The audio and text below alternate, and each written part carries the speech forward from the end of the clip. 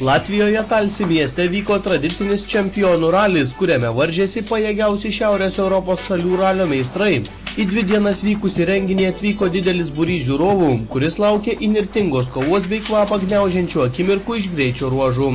Ten buvome ir mes, Automoto kūrybinė grupė, taigi jūsų dėmesiu įsimintiniausios Talsi ralio akimirkos.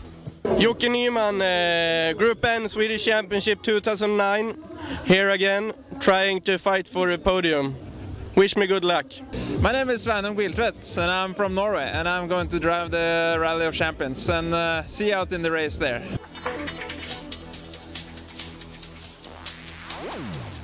Susikaupęs, laukiu starto. Kiek dar laukti? Dar apie porą valandų, tai biškai jau norisi važiuoti. Gal laikėt knygų paskaityti?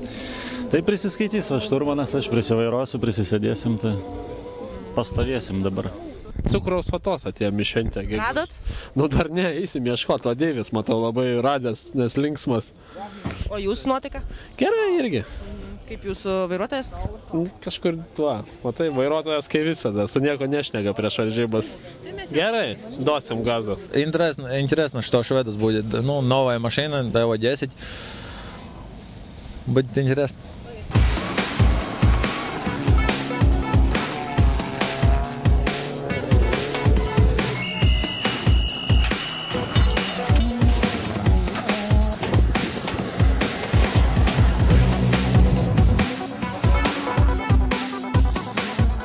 Po pirmųjų greičio ruožų į lyderių pozicijas išsiveržė suomiai Jarikė Tomas su šturmanu Mika Stenberg pilotavę Mitsubishi Evo 10.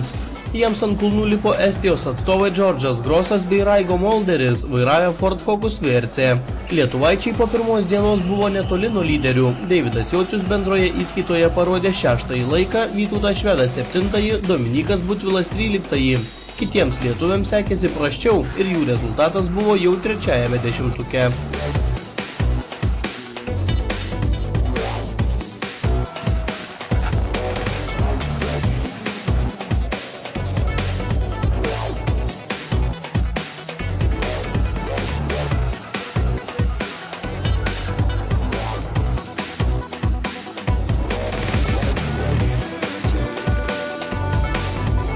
Sekėsi gerai, bet irgi dar kartą pasikartot. Norėčiau, kad visai savęs ieškau dar tik tai toje mašinoje ir jaučiuosi kaip, nu, kartais kaip keleivis čiučiut.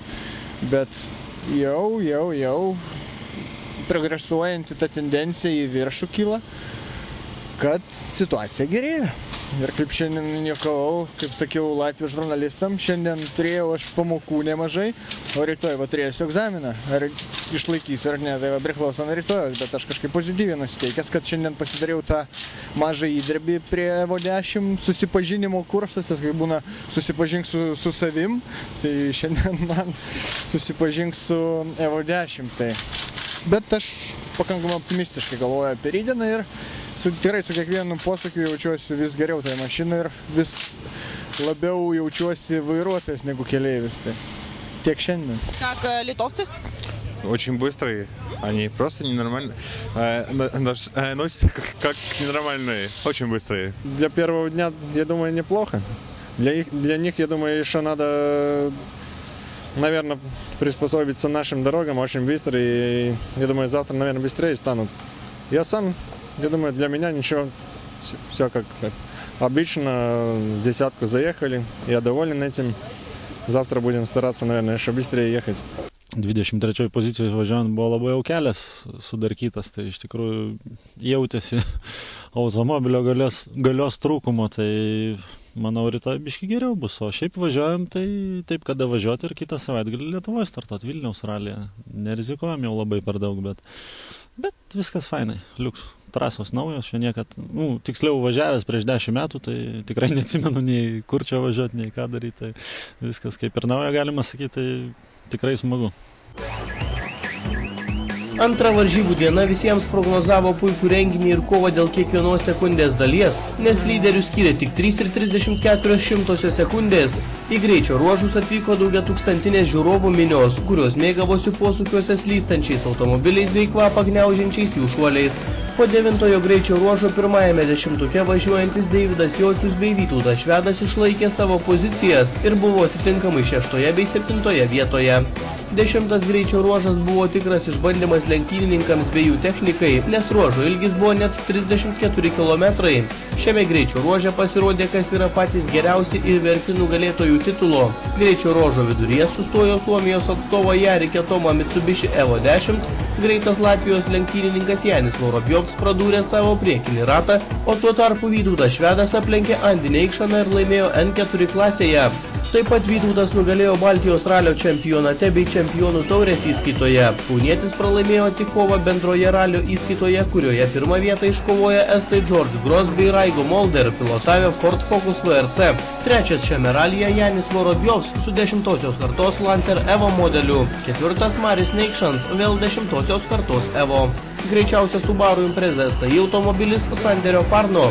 Jo ir jo šturmano Keno Jerveoje ekipažas 5. Kitiems mūsų tautiečiams šiame ralyje sekėsi kiek prasčiau. Ramūnas Čapkauskas bendroje įskaitoje užėmė 14 vietą, Deividas Jocius 22, Benediktas Vanagas 24.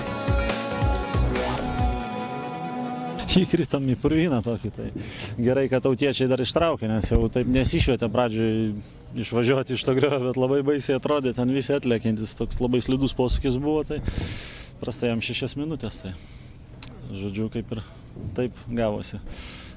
Iš tikrųjų, tas paskutinis greičio ruožas, tai ne mum vieniem atėmė tas pozicijas, ten visi lyderiai priekyje 4 lygiai taip pat, ten tiek Andis Neikšansas, tiek Ketoma, Kyselis, kai kurie net nedavažiavo, tai, iš tikrųjų, ištvermės reikalaujantis greičio ruožas buvo, tai va, tai, nieko nepadarysi. Reikia žinot, kada, kokį tumblerį galvoja jums, kad reikia gazuoti, kada pakentėti, kada išlaukti ir kada atvažiuoti čia mėsos valgyti.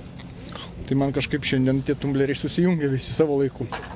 Dėl to taip ir gavosi. It was a very fast stage and a lot of people and it was very good condition. Very nice organization and so. Šiandien per paskutinius 2 greičio ruožus netekome 3 ratų. Čia sugebėti reikia? Nežinau, kažkaip mūsų akmenys gerai susiranda, atrodo tiek akmenų apvažiuojam ir kažkuris, į kurį jau pataikau, tai tas padanga jau ima. Turėjom 2 metų pertrauką.